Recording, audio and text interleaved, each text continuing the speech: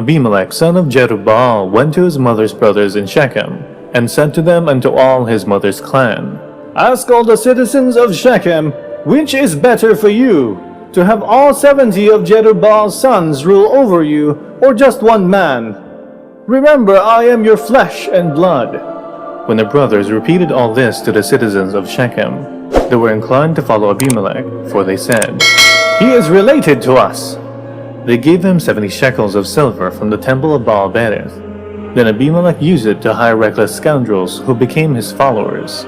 He went to his father's home in Ophrah, and on one stone murdered his 70 brothers, the sons of Jerubbaal. But Jotham, the youngest son of Jerubbaal, escaped by hiding. Then all the citizens of Shechem and Beth Millo gathered beside the great tree at the pillar in Shechem to crown Abimelech king. When Jotham was told about this, he climbed up on the top of Mount Gerizim and shouted to them, "Listen to me, citizens of Shechem, so that God may listen to you. One day the trees went out to anoint a king for themselves. They said to the olive tree, 'Be our king.' But the olive tree answered, 'Should I give up my oil by which both gods and humans are honored to hold sway over the trees?' Next the trees said to the fig tree, 'Come, be our king.' But the fig tree replied, 'Should I give up my fruit, so good and sweet, to hold sway over the trees?' Then the trees said to the vine, 'Come, be our king.' But the vine answered, 'Should I give up my wine, which cheers both gods and humans, to hold sway over the trees?' Finally all the trees said to the thorn bush, 'Come, be our king.' The thorn bush said to the trees, 'If you really want to anoint me king over you, come and take refuge in my shade. But if not, then let fire come out of the thorn bush and consume the cedars of Lebanon. Have you acted honorably and in good faith by making Abimelech king? Have you been fair to Jerubbaal and his family? Have you treated him as he deserves? Remember that my father fought for you and risked his life to rescue you from the hand of Gideon. But today you have revolted against my father's family. You have murdered his 70 sons on a single stone, and have made Abimelech, the son of his female slave, king over the citizens of Shechem, because he is related to you. So have you acted honorably and in good faith toward Jerubbaal and his family today?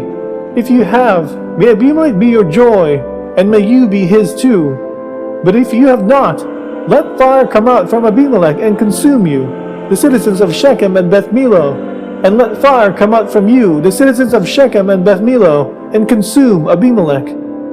Then Jotham fled, escaping to Beer, and he lived there because he was afraid of his brother Abimelech. After Abimelech had governed Israel 3 years, God stirred up animosity between Abimelech and the citizens of Shechem, so that they acted treacherously against Abimelech.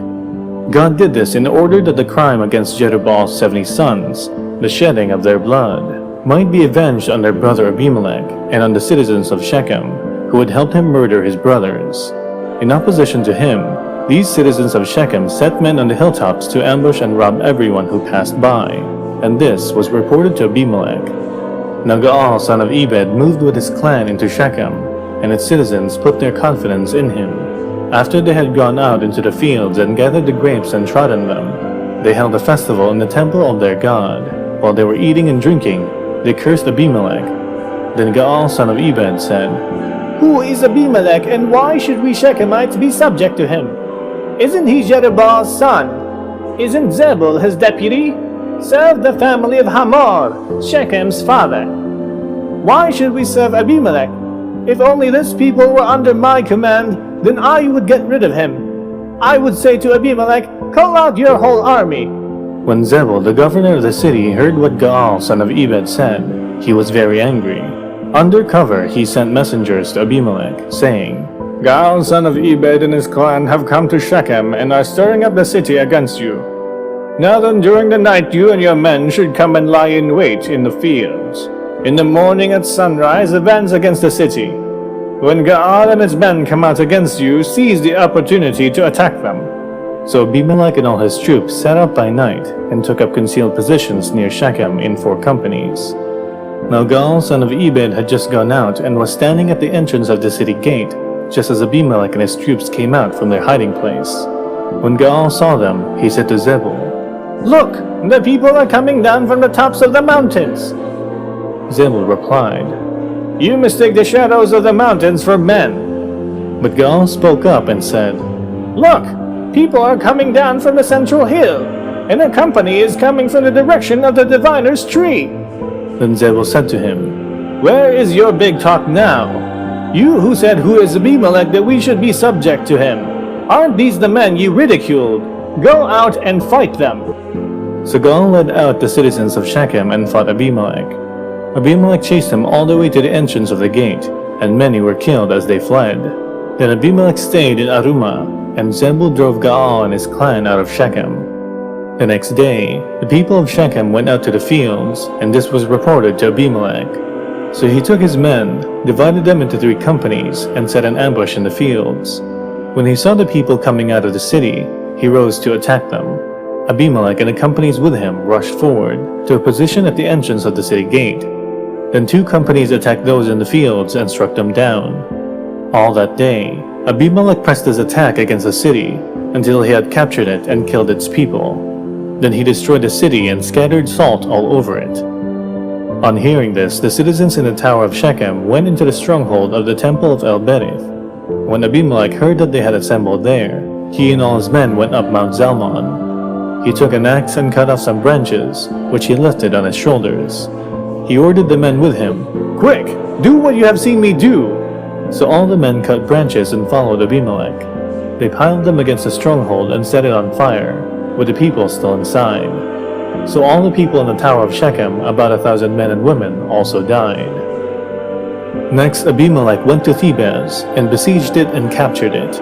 Inside the city, however, was a strong tower, to which all the men and women, all the people of the city had fled. They had locked themselves in and climbed up on the tower roof. Abimelech went to the tower and attacked it, but as he approached the entrance to the tower to set it on fire, a woman dropped an upper millstone on his head and cracked his skull.